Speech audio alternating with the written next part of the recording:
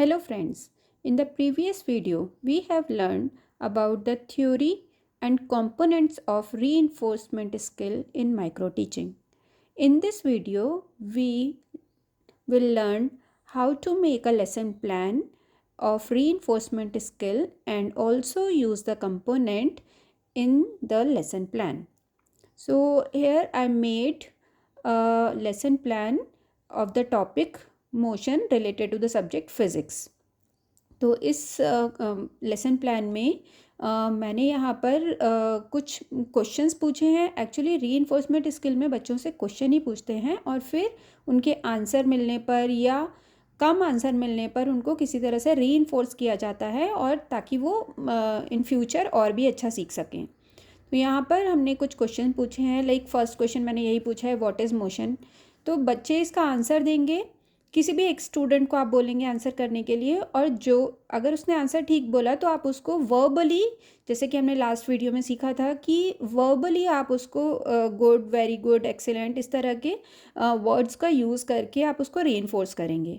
तो यहाँ पर मैंने वेरी गुड बोला है तो यहाँ पर पॉजिटिव वर्बल रीइंफोर्समेंट यानी कि पीवीआर कंपोनेंट का यूज़ किया है। इसी तरह से नेक्स्ट क्वेश्चन अगर हम देखें तो अब हमने क्वेश्चन पूछा है when an object said to be in rest position. तो फिर से बच्चे ने आंसर दिया और यहाँ पर हमने स्माइलिंग एक्सप्रेशन या फिर नॉडिंग द हेड, इस तरह का कोई भी एक्सप्रेशन दे सकते हैं जिसमें कि PNVR यानी कि positive non verbal reinforcement use किया है।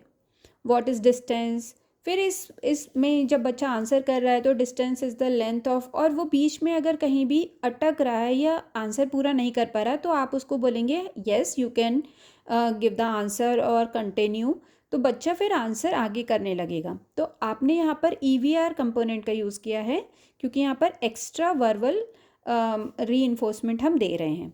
और इसी तरह से कुछ क्वेश्चन और भी हैं, जैसे अब नेक्स्ट क्वेश्चन आप देख रहे हैं, इस डिस्टेंस स्केलर क्वांटिटी और वेक्टर क्वांटिटी। तो distance is a scalar quantity.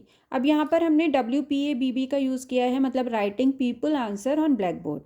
फिर उसके बाद why distance is scalar quantity, तो अब उसने आंसर किया because in distance there is only magnitude not a direction. तो PVR आपने एक्सीलेंट बोला।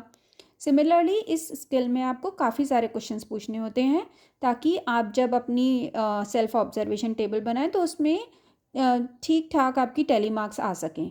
अब एक क्वेश्चन जैसे यहाँ पर RRPR का यूज़ कैसे किया है, व्हाट इज़ डिस्प्लेसमेंट।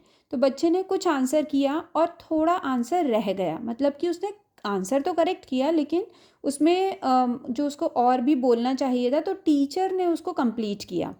तो जब हम इस तरह के कोई क्वेश्चन को पूछते हैं जिसमें कि आंसर सही तो मिलता है लेकिन पूरा नहीं मिलता, कंप्लीट नहीं मिलता, तो हम यहाँ पर repeating and rephrasing people response को का कंपोनेंट यूज़ करते हैं।